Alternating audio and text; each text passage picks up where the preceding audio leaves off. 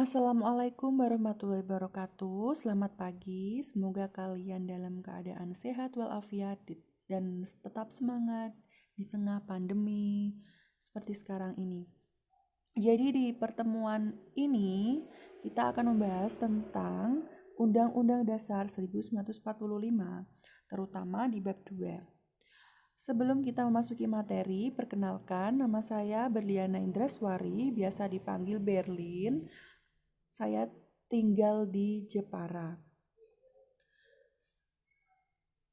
Di sini kakak sebagai mahasiswa PPL dari Universitas Negeri Semarang yang akan menyampaikan materi di pertemuan ini.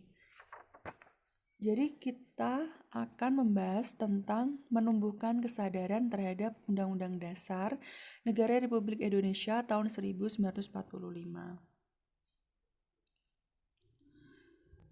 Nah, di bab ini yang pertama yaitu kita akan memahami tentang kedudukan dan makna pembukaan Undang-Undang Dasar Negara Republik Indonesia tahun 1945. Nah, tentang hal itu nanti dijelaskan tentang kedudukan pembukaan undang-undang. Kemudian hubungan pembukaan dan proklamasi kemerdekaan. Yang ketiga, pembukaan memuat pokok kaidah negara yang fundamental. Yang keempat, nanti kita akan membahas tentang makna alinea pembukaan Undang-Undang Dasar Negara Republik Indonesia tahun 1945. Nah, kita memasuki subbab yang pertama, yaitu kedudukan pembukaan Undang-Undang Dasar 1945. Nah, bagaimana kedudukan pembukaan Undang-Undang Dasar tersebut? Sebelum kita mengetahui kedudukannya, kita harus mengetahui apa itu Undang-Undang Dasar dan pembukaan. Nah, Undang-Undang Dasar yang telah disebutkan tadi itu merupakan salah satu hukum dasar yang tertulis. Kita harus mengerti dahulu. Hukum tertulis ya. Hukum dasar ada dua jenisnya, yaitu hukum dasar tertulis yang dinamakan undang-undang dan hukum dasar tidak tertulis yang biasanya konvensi. Undang-Undang Dasar 1945 merupakan sumber hukum bagi peraturan perundang-undangan. Jadi sumber hukum dari terbentuknya peraturan perundang-undangan di Indonesia itu adalah Undang-Undang Dasar 1945. Jadi kiblatnya untuk pembentukan peraturan perundang-undangan yang lain, kita harus melihat Undang-Undang Dasar 1945 sebagai konstitusi bangsa Indonesia. Selanjutnya, Undang-Undang Dasar 1945 merupakan hukum tertinggi dalam tata urutan peraturan perundangan di Indonesia. Jadi UUD 1945 dijadikan kiblat atau referensi untuk pembuatan peraturan perundang-undangan. Oleh sebab itu, Undang-Undang Dasar 1945 merupakan hukum yang tertinggi yang ada di Indonesia. Kemudian pembukaan merupakan bagian yang tidak terpisahkan dengan Undang-Undang Dasar Negara Republik Indonesia. Jadi di Undang-Undang Dasar 1945 itu pasti tidak akan lepas dari yang namanya pembukaan. Karena di dalam Undang-Undang Dasar 1945 itu bagian yang paling utama adalah pembukaan. Terdiri dari pembukaan, kemudian baru disertai dengan penjelasan pasal-pasal ya. Jadi pembukaan itu juga memiliki hubungan yang erat dengan proklamasi kemerdekaan. Dan tentu saja pembukaan itu memuat kaidah-kaidah fundamental. Apa itu kaidah? Kaidah itu isi ya, pokok yang sangat penting bagi penyelenggaraan negara. Lalu kemudian selanjutnya, tadi Undang-Undang Dasar 1945 itu merupakan hukum dasar yang tertulis. Nah, hukum dasar yang tertulis berarti ada sistematikanya, ada urutannya, ada bagaimana bagian-bagiannya. Jadi bagian-bagian atau sistematika dari UUD 1945 kalau sebelum amandemen amandemen itu artinya sebelum dilakukan perubahan ya.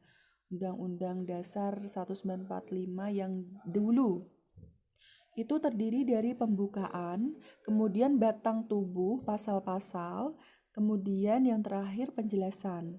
Setelah diadakannya perubahan atau amandemen yang sekarang ini ya, itu UUD 1945 terdiri dari pembukaan ya, kemudian baru pasal-pasal.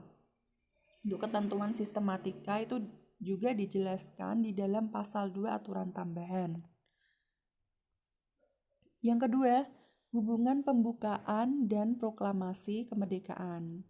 Jadi pembukaan itu berhubungan dengan proklamasi. Nah, ini contoh dari teks proklamasinya. Kemudian hubungan proklamasi dan pembukaan UUD 1945 dapat dilihat dari isi kedua naskah tersebut. Kita lihat kalau kita pengen mengetahui hubungannya, kita lihat antara naskah proklamasi dengan Undang-Undang Dasar 1945 pembukaannya. Proklamasi kemerdekaan mengandung dua hal, yaitu pernyataan kemerdekaan bangsa Indonesia dan tindakan yang harus segera dilakukan dengan pernyataan kemerdekaan. Undang-Undang Dasar Alinea 1-3 merupakan uraian rinci dari kalimat pertama proklamasi. Ya. Kemudian alinea keempat memberikan arah pertanggungjawaban proklamasi kemerdekaan Indonesia. Isi pokok kedua proklamasi yaitu tindakan yang harus segera dilakukan antara lain dengan menetapkan Undang-Undang Dasar 1945 yang dalamnya memuat UU. Jadi dapat dikatakan bahwa makna yang terkandung dalam pembukaan merupakan amanat dari proklamasi kemerdekaan Indonesia. Jadi hubungannya itu bahwa pembukaan makna yang ada di dalam pembukaan Undang-Undang Dasar itu merupakan amanat yang disampaikan dari proklamasi kemerdekaan. Itu berdasarkan isi antara proklamasi dengan pembukaan UUD 1945.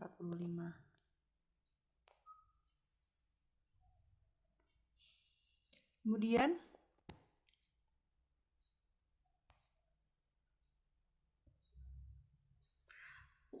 yang ketiga, subbab ketiga, kita akan membahas tentang pembukaan memuat pokok kaidah negara yang fundamental. Ya, jadi pembukaan UUD 1945 itu mempunyai kaidah-kaidah negara yang sangat penting sekali untuk penyelenggaraan negara. Pokok kaidah fundamental yang terdapat dalam pembukaan UUD NRI 1945 yaitu mengandung pokok-pokok pikiran yang diciptakan dan diwujudkan dalam pasal-pasal Undang-Undang Dasar. Kemudian pengakuan kemerdekaan hak segala bangsa. Jadi di pembukaan itu juga ada pengakuan kemerdekaan hak segala bangsa, terutama di alinea-alinianya. Kemudian di alinea pembukaannya juga mengandung cita-cita nasional, ya. Pernyataan kemerdekaan, tujuan negara, kedaulatan rakyat, dan dasar negara Pancasila. Kemudian yang subbab terakhir, kita akan mengetahui makna alinea pembukaan Undang-Undang Dasar Negara Republik Indonesia tahun 1945. Di alinea pertama pembukaan UUD 1945 menunjukkan keteguhan dan tekad bangsa Indonesia untuk menegakkan kemerdekaan dan menentang penjajahan. Jadi setelah ini bisa kalian lihat contoh dari pembukaan UUD. Kalian kalau punya bisa dibuka bagian pembukaan UUD 1945. Di alinea pertama itu menegaskan bahwa Indonesia itu menegakkan kemerdekaan dan sangat menentang penjajah. Dan alinea kedua itu menunjukkan bahwa perjuangan bangsa Indonesia itu telah mencapai tingkat yang menentukan. bahwa momentum yang telah dicapai harus dimanfaatkan untuk menyatakan kemerdekaan. Dan kemudian kemerdekaan itu yang sudah diraih harus diisi dengan mewujudkan negara yang merdeka, bersatu, berdaulat, adil, dan makmur. Kemudian di alinea ketiga. Nah, di alinea ketiga itu berisikan tentang kemerdekaan yang sudah dicapai oleh bangsa Indonesia itu tentu saja merupakan berkat rahmat Allah yang Maha Kuasa. Kemudian selain itu secara tegas juga menyatakan bahwa Indonesia telah diproklamasikan tanggal 17 Agustus 1945. Dan alinea terakhir, di dalam pembukaan UUD NRI 1945 memuat prinsip-prinsip negara Indonesia. Nah, apa prinsipnya? Yaitu tujuan negara yang akan diwujudkan oleh pemerintahan negara, ketentuan diadakannya UUD, kemudian bentuk negara, bentuknya republik yang berkedaulatan rakyat, dan juga dasar negara yaitu Pancasila. Nah, di sini kakak akan memperlihatkan sebuah video tentang UUD 1945 dan juga tentang proklamasi. Silahkan kalian bisa tonton video tersebut. Kemudian dari video tersebut tuliskan kesimpulan isi dari video yang sudah kalian tonton. Terima kasih atas perhatiannya. Kurang lebihnya mohon maaf. Kakak harap kalian bisa mengikuti pembelajaran ini dengan sangat baik dan juga tetap jaga kesehatan dan taati protokol kesehatan. Terima kasih. Wassalamualaikum warahmatullahi wabarakatuh.